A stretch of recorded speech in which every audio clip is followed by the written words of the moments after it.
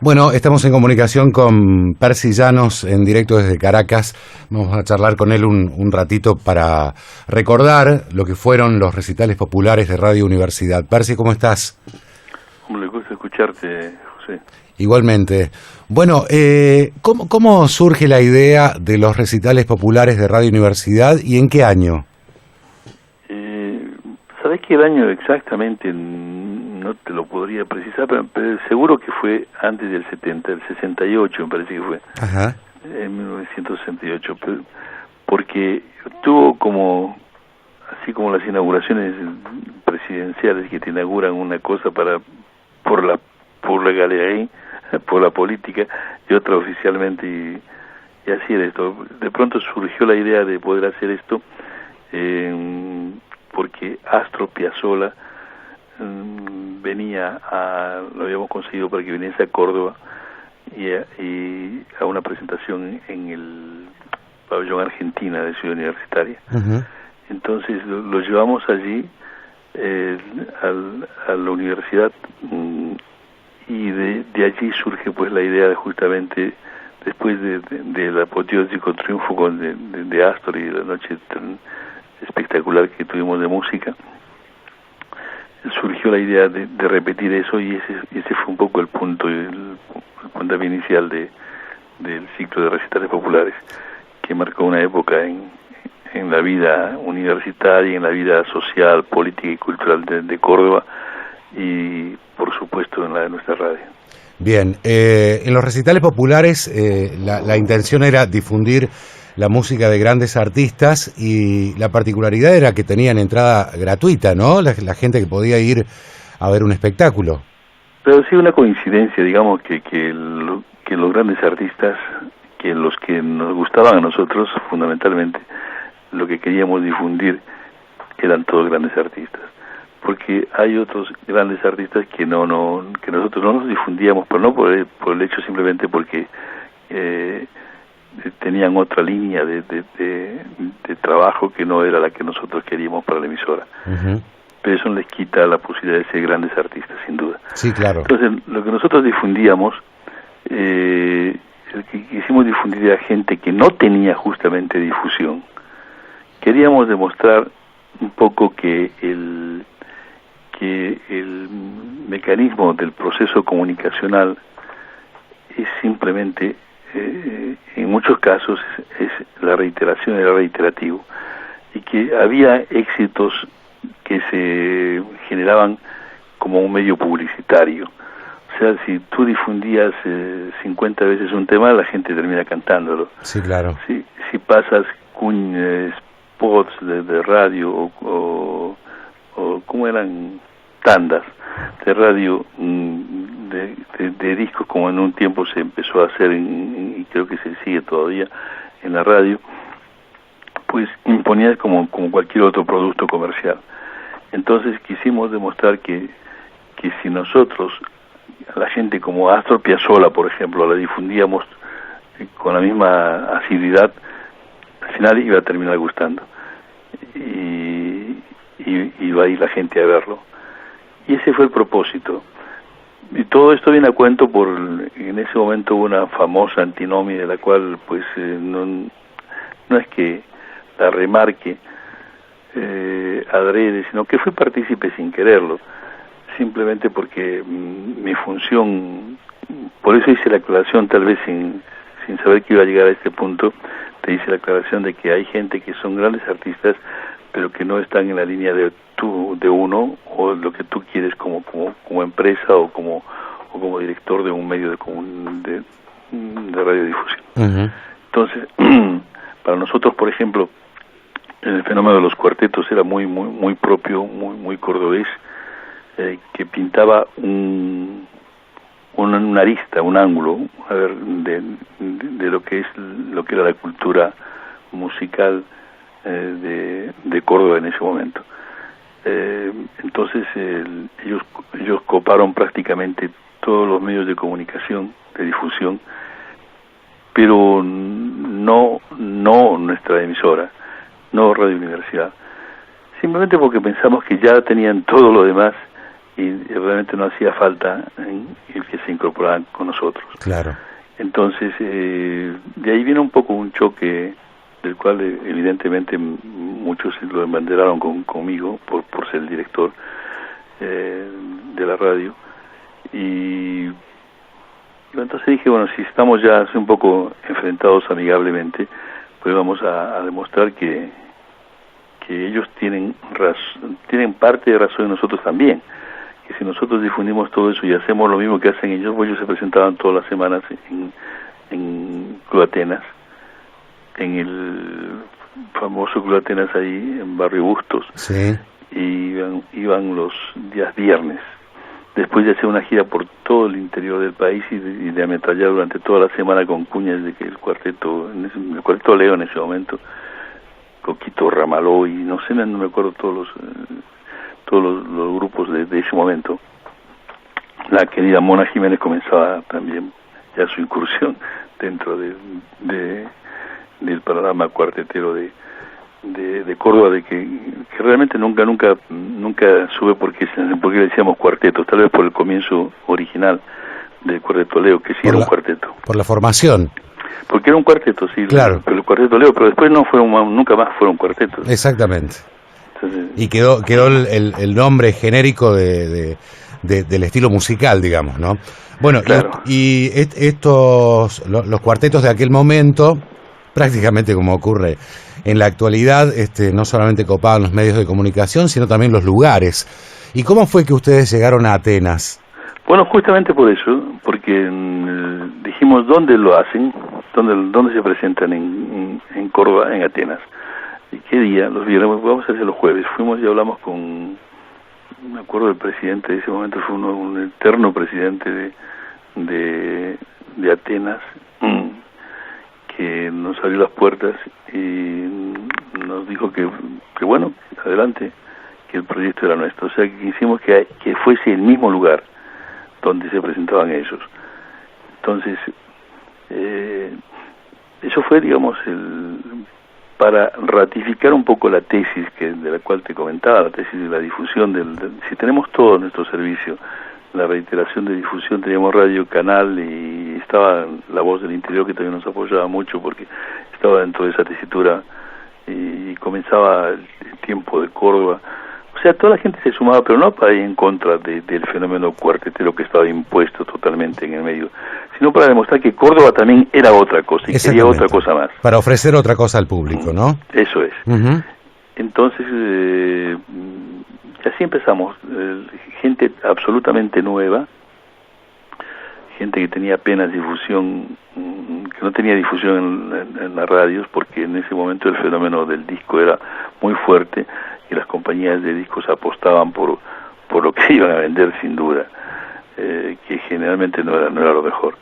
Entonces ellos sí compraban sus tandas publicitarias. Entonces dije, vamos a traer nosotros lo que nos interese y lo vamos a difundir como si fuesen súper populares. Exactamente. Pero y estamos seguros de que en un mes o dos con máximo vamos a imponerlos, y la gente va a empezar a preguntar y va a ir a ver a cualquiera. Y fue así. Se dio todo lo que pensamos, fue ocurriendo paso a paso. De allí que hay hitos importantes de la música argentina que debutaron prácticamente con nosotros cuando no los conocía nadie, ni siquiera en el país, y algunos en el mundo. Uh-huh.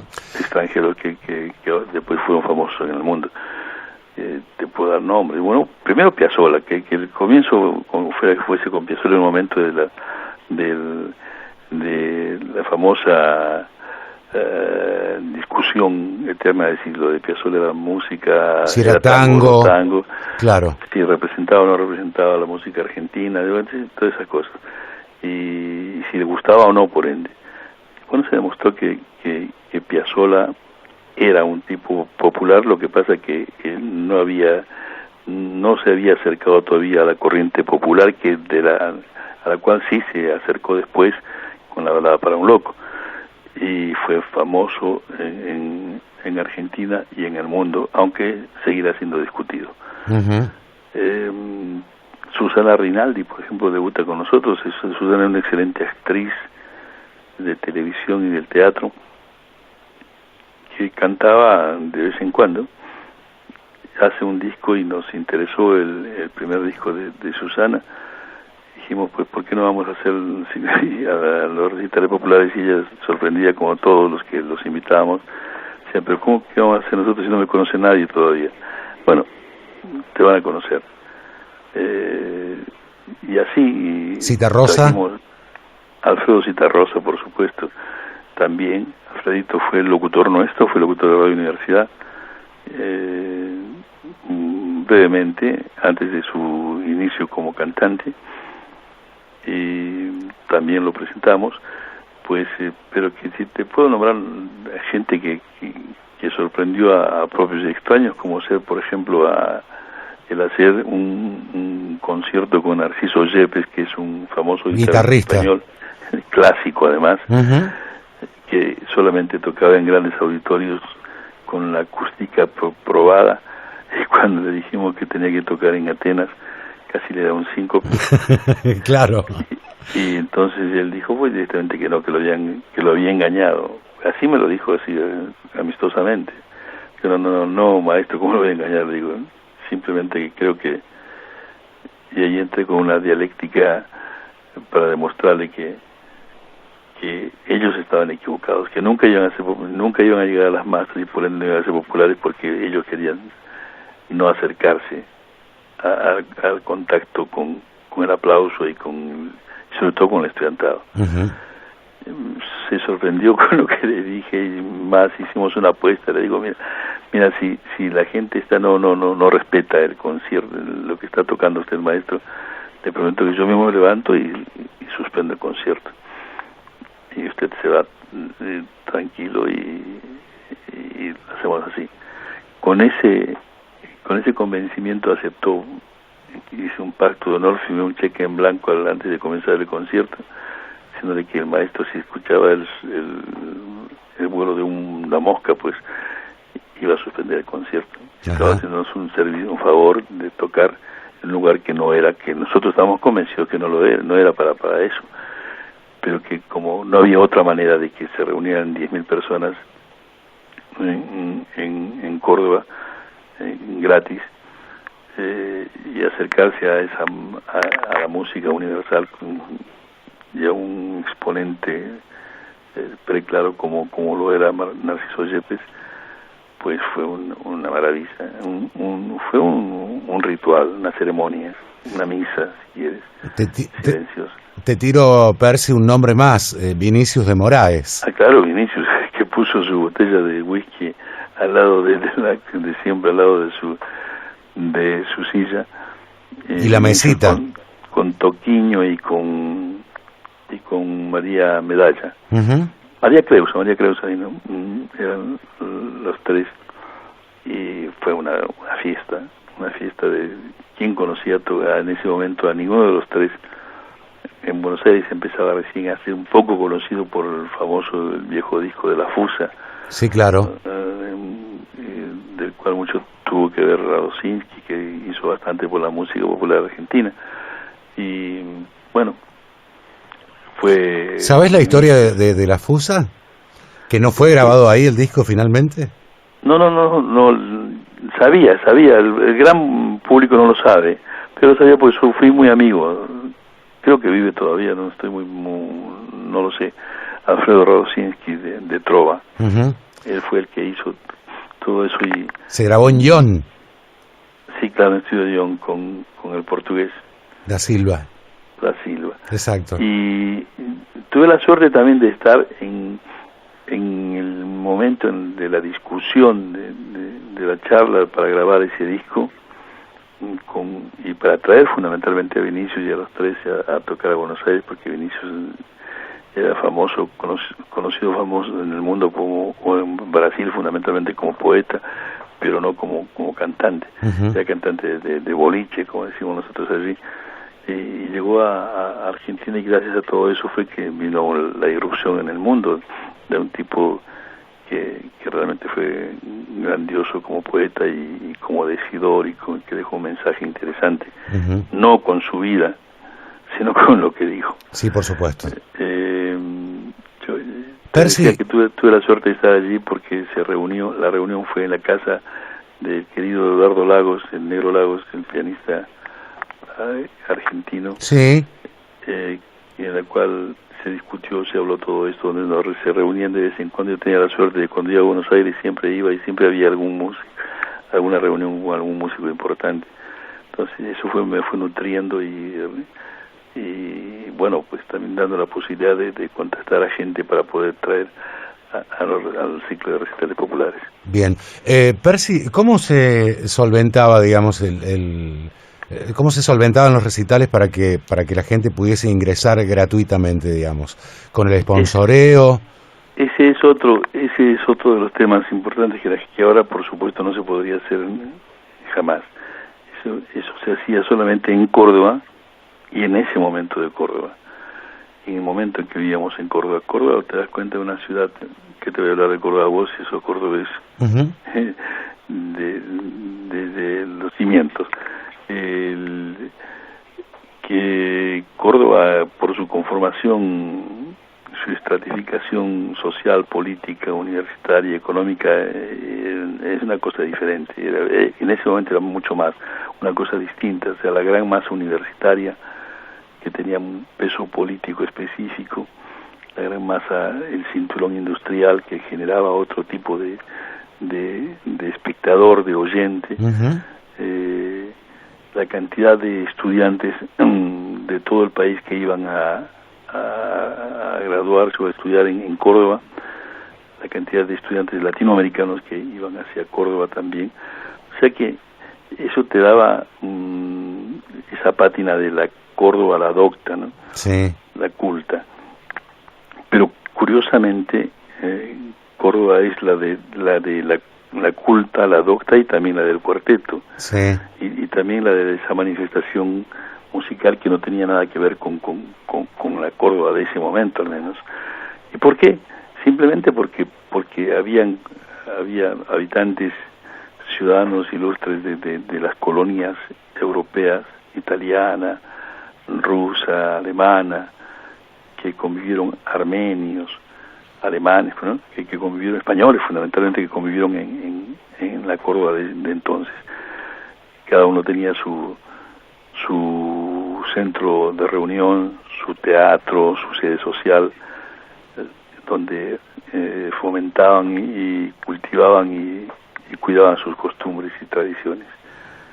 Entonces, evidentemente que fruto de toda esa mezcla surge lo que supongo que debiera ser ahora Córdoba, que es la resultante de todo eso, ¿no?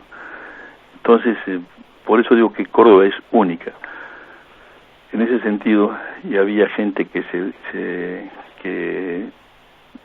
inmigrantes que venían y querían seguir manteniendo sus costumbres, y que habían tenido la suerte de hacer fortuna en la ciudad y en el país, y querían devolver un poco con algo lo que recibían de la sociedad. Entonces fue cuando nosotros planteamos esa posibilidad de poder hacer, y primero tratamos de juntar voluntades comunicacionales, primero, como te decía, La Voz del Interior, las revistas, la radio la teníamos, la tele, el canal también. Entonces ya teníamos la base. Con esa base pues íbamos a buscar lo otro. ¿Cómo pagamos al artista? Primero era hablar con el artista y con los managers. Primero que no le decíamos a pagar todo porque no podíamos. Entonces ahí entraba en juego el poner la cara y vender la idea de un desarrollo artístico posterior que se iba a desarrollar a partir de lo que pasara en el ciclo de recitales. Bien, compensaba con la difusión, digamos, ¿no? Sí, claro, por supuesto, con la difusión, porque ellos estaban convencidos que no iban a tener difusión nunca, claro, y que a partir de allí nosotros les garantizábamos difusión, uh-huh, y que estábamos seguros que después de eso iban a ser populares, y después de eso iban a vender discos, y después las compañías se iban a interesar exactamente, en mejorar su posición, y después la internacionalización. Entonces, por ende, nosotros queríamos presentar un espectáculo totalmente gratuito para el estudiantado, que obviamente no lo iban a cobrar.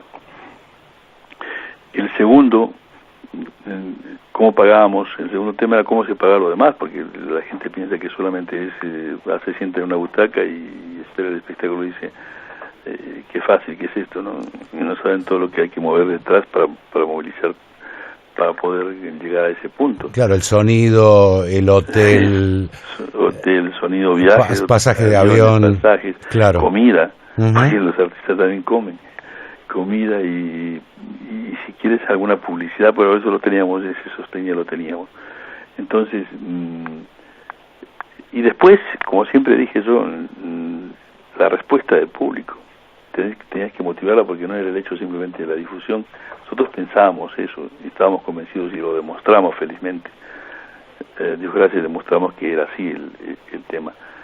Pero no estábamos tan seguros de que la gente iba a ir, porque ahí está demostrado también que hay espectáculos que son gratuitos y la gente no va. uh-huh, uh-huh. Entonces, y más de este tipo.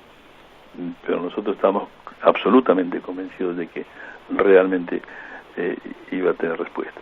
Entonces era conseguir hotel. Encontramos a un tipo maravilloso que ahora está, creo que dirigiendo la Cámara Hotelera en Buenos Aires, presidente de la Cámara Hotelera, Oscar Gessi, que fue directivo de Talleres de Córdoba. En ese momento él era uno de los socios del Hotel Crillon, que es el más importante de Córdoba. Sí, claro. Entonces allí conseguimos el hotel. Si queríamos comida, no había ni que moverse, porque teníamos restaurantes que todos querían llevarlos a los artistas nuestros. Claro, por supuesto. En el hotel. Pero siempre se sumaba alguien. Transporte, bueno, aviones, siempre había aviones que había compañías de dirección que nos decían que nos daban cuenta libre para que pudiesen viajar. Generalmente la base, el entramado estaba listo, estaba hecho. Uh-huh. El sonido, pues estaba ¿cómo se llamaba el negro, querido negro? No me acuerdo, el gordo, famoso sonidista cordobés, que no sé si está todavía, si está ahí, no me acuerdo, pues, y escucha o lee esto, pues, que me acuerdo siempre de él, uno de los sonidistas más importantes que tuvo Córdoba durante muchos años. Si queríamos televisión estaba Julio Cerval, y estaba, bueno, está toda la gente de ese entonces que para este tema no preguntaban cuánto había que pagar. Uh-huh. Percy, ¿por espacio de cuánto tiempo se realizaron los recitales populares? Y mira, hasta que me fui de Córdoba y de la radio, hasta el 82. Hasta el 82, prácticamente más de 10 años. Mucho más. Ajá. 15 años casi. Uh-huh. Y me imagino que, bueno, a raíz del éxito que tuvieron los primeros, se fue manteniendo, digamos, a lo largo del tiempo, y era una cosa como increciendo, ¿no? Después ya eran ellos, era una obligación. El que no venía al ciclo de recitales populares no estaba en nada, ¿no? Claro. Decían ellos. Exactamente. ¿Y te recordás de otros nombres? Facundo Cabral, lo he leído en tu libro. Bueno, Facundo decía siempre eso, dice, yo fui al ciclo, para mí era un orgullo, dice, para mí fue currículum el ir al ciclo de recitales populares, y hasta que no me llamaste, yo pensé que nunca lo iba a hacer, nunca lo ibas a hacer. Entonces, Facundo fue uno de ellos. Cacho Tirado debutó con nosotros como guitarrista cuando se separó de Piazzolla. Uh-huh. Nosotros llevamos a Serrat, pues a Juan Manuel, que nadie sabe esa historia es única, y alguna vez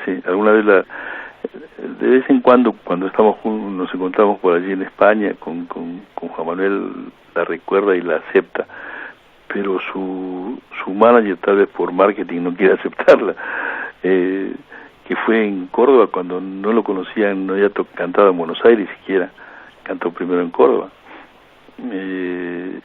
y cuando recién había sacado un disco el primero, por supuesto, en Cataluña, y que a mí me lo acercaron de casualidad y lo empezamos a difundir, y dije, este tipo va a ser grande. Y lo trajimos. No lo conocía absolutamente nadie. Trajimos a Raimon, un cantante catalán también de protesta en ese momento, que decían, ¿quién es este? ¿Quién es Raimon? Y con el tiempo fueron grandes y tantos nombres que no, realmente todos, en el folclore todos, de los buenos, los andariegos, Supay, Ariel Ramírez hicimos con la misa. La misa criolla. Claro, hicimos, a ver si me acuerdo, internacional, me acuerdo, llevamos a Chabuca Granda. Epa. Chabuca, llevamos Cecilia Todd, que ahora es figura en Sudamérica y más en Argentina. Sí. Nosotros fuimos los primeros que la llevamos. Soledad Bravo, o sea que por mi vinculación con Venezuela, que yo la tenía en esa época, en el año 72, tenía muy buena vinculación porque mi cuñado vivía acá, y entonces yo venía y veía gente y empecé a llevar a algunos cantantes venezolanos a Argentina, que después con el tiempo, pues con la maduración, llegan a ser grandes, pero que pisaron, que estuvieron con nosotros primero. Mucha gente, te digo, mucha gente y todos así medio desconocidos. Dentro de los más conocidos, pues era Mercedes, por ejemplo. Mercedes fue muchas veces al ciclo. María Elena Walsh, una maravilla, una noche memorable con María Elena. Hugo Díaz, Donna Carol, Lina Roth, ese tipo de cosas que de otra manera es imposible que se presentaran en Córdoba, y que felizmente creo que con el tiempo sí lograron una ubicación estelar. Bien. Se transmitía por la radio también, ¿no? Claro, era fundamental en la transmisión de la radio, y te decía que cómo no terminamos el tema de cómo se solventaba eso, primero sí, con todo el apoyo casi generoso y de intercambios que hacíamos, sino también con la realización de una cena que hacíamos en el Crillón. Hoy sería la cena de los pudientes, porque costaba acá que eran los que iban a pagar todo. Claro. Entonces, lo hacíamos para, creo que unas 300 personas ahí en el Hotel Crillón. Alberto Cortés, me estaba acordando de Raúl Lavie, cuánta gente. Entonces, hacíamos la cena allí. Terminaba, primero hacíamos el concierto en Atenas, que terminaba más o menos a las 10, y ahí pasábamos a la radio, al hotel, y la cena, y después ya los postres, pues con absoluto silencio, como si fuese también un concierto más en un teatro. Se cantaban una hora, a veces mucho más, la gente para un núcleo de gente que podía pagar o que le gustaba simplemente tener la posibilidad de tener cerca del artista. Hay anécdotas lindas también de eso, por supuesto, porque sin duda que la efervescencia política, el desencuentro que lo hemos tenido y lo seguiremos teniendo, y que es la sal un poco de la política, generaba en sus artistas, ¿no? Hay quienes pensaban que el tema, por ejemplo, de Facundo fue uno de los casos, Mercedes, que nunca supieron en qué lado estaban políticamente. Entonces, para los estudiantes creían que eran los dueños de la universidad, dueños de nuestra emisora, y por ende dueños del ciclo de recitales. Y entonces ellos se oponían en algún momento, no siempre, en algún momento de efervescencia política, como te digo, universitaria, en un momento se opusieron a que fuesen los artistas, sobre todo los que ellos suponían que tenían algún color político, que fuesen a cantar al Crillón, porque era un poco el símbolo de la derecha, cosa que no era así, tampoco lo era cierto. entendían como una contradicción. Claro. Uh-huh. Entonces es una contradicción, y me acuerdo una vez que nos rodearon prácticamente toda la calle Rivadavia y todo el frente del Crillón, que nosotros llegábamos con Mercedes, me acuerdo que tenía un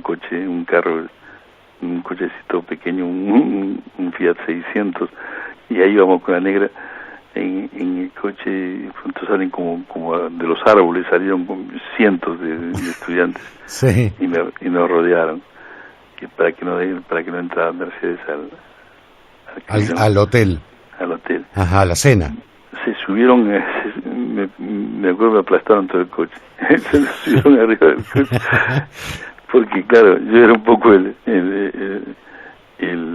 responsable de todo eso, y Mercedes era tan responsable o más que yo, porque era la que les había generado un poco con su canto y con su mensaje, pues esa discusión mental, porque no era otra cosa, porque realmente no era cierto. Tú puedes enrolar a Facundo y a Mercedes donde tú quieras, porque da para los dos lados. Ser justo no te ubica, si quieres la justicia social no te ubica como en un sector político, ¿no? Y bueno, todo eso surgió, anécdotas lindas, interesantes que caramba, marcaron toda una época, pues, de gente como Cognini, por ejemplo, que editorializaba en sus famosas viñetas, uh-huh, en sus dibujos. En Hortensia. Sí, no solamente en Hortensia, sino en La Voz del Interior, pues uh-huh, decía que las cosas grandes que había dado Córdoba era, pues, los ciclos, eran los recitales populares. O sea que muy lindo. Me queda, Percy, una pregunta más para hacerte. ¿Quién fue el presentador, digamos, emblemático de esos recitales? No, sabes que no había presentador, como vos decís, emblemático. Nosotros hacíamos rotación de todo. Ajá. Una vez era cuando por el perfil se acercaba más a la cosa popular, pues estaba tío Pepe. Sí. Pepe González, Mario Luna. Mucio. José Mucio. José también, claro, por supuesto. José, después, ¿quién más? A ver, te digo, pues yo mismo me animé muchas veces a subir y presentar, uh-huh, porque si bien nunca quise identificar mi posición como director y como, que te digo, un poco el que generaba todo esto, sino quería que fuese la radio la que movilizaba. Pero no tuvimos nunca, no quisimos justamente eso, queríamos que fuese muy impersonal la cosa, que fuese la radio la que presentaba eso. Uh-huh. Así que, bueno, podía ir cualquiera del plantel a presentar, cualquiera que diera con el perfil también del artista que se presentaba por ahí, claro, ¿no? Por supuesto, lo hacía con solvencia, como siempre, no, muy lindo. Las épocas de la radio son maravillosas, como otras que yo viví, porque la gente piensa que yo debo ser un fósil de esto, pero no, lo que pasa es que comencé muy jovencito y yo viví épocas muy lindas de la radio auditor y de la radio espectáculo. Por eso tal vez sea eso un poco el recuerdo de eso que me llevó a volver a sacar los micrófonos al espectáculo en vivo. Bien. Percy, si tuvieses que definir en pocas palabras lo que han significado para vos y para la gente de Córdoba, y para los oyentes de Radio Universidad y para el público cordobés, este ciclo de recitales populares que me parece también inéditos en la República Argentina, ¿cómo lo definirías? Que fue el comienzo de un sueño, una quijotada grande que hicimos realmente para demostrar todo lo que te contaba, y fundamentalmente pues para dejar en alto el nombre de Córdoba y de la radio. Esto nos permitió, te digo, llevar al gran público a gente que jamás que no tenía por lo menos hasta ese momento, difusión a nivel nacional o a nivel regional. Uh-huh. Y otra cosa que se sumaron al ciclo de recitales populares fue que a raíz de eso aparecen pues el gran espectáculo, el mega espectáculo. Somos un poco los creadores de eso, ¿no? Con el ciclo de recitales populares, que se hace mucho antes de los conciertos masivos, a los cuales solamente eran los cuartetos los que lo hacían. Sí. Detrás de eso vinieron los conciertos de rock, los conciertos de cantantes populares en grandes escenarios. No grandes escenarios, sino digamos escenarios amplios. Entonces, esa es otra de las cosas que marcan al ciclo, y también el haber permitido que en la antesala de la presentación del artista central nosotros pusiésemos como, entre comillas, como teloneros, cosa que no era así, a un movimiento cordobés que marcó época también, que es el canto popular. Uh-huh.